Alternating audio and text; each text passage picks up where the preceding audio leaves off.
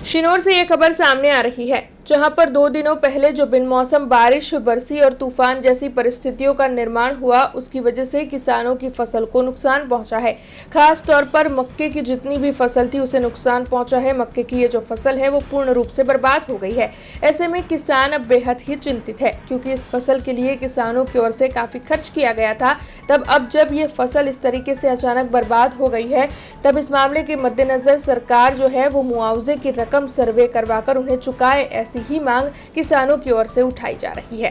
गत राते जे पवन फूंको एनाથી ખેડૂતને મકાઈમાં ટોટલ નુકસાન છે અને મકાઈ તૈયાર થવાના 15-20 દિવસ બાકી હતા અને અમારા સિનોર તાલુકાની અંદર મારી ગણતરી 1000 વીંગા ઉપર મકાઈનો પાક ખલાસ થઈ ગયો છે।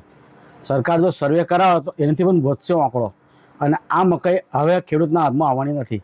તો સરકાર એનો સહાય ચૂકવે સર્વે કરાવીને તો ખેડૂત બેઠો થાય, બાકી ખેડૂતોને લોનના હપ્તા પણ નહીં ભરી શકે। નુકસાન રાતે 8 વાગે જેવો કાલે પવન આવ્યો તો પવન આવ્યો એટલે બધી મકાઈ પડી ગઈ 10 વીંગો તૈયાર હતી। આ 10 દિવસ મેં ભાંગવાની જ હતી। નુકસાન તો હવે આમાં તો શું મળે, વધારે જ થયું। આમાં હવે કંઈ મળે એવું નહીં, ભાંગવાનું બધું અગર કાશી થોડીક પડી એટલે સહાય આલે એવું કરે તો સારું।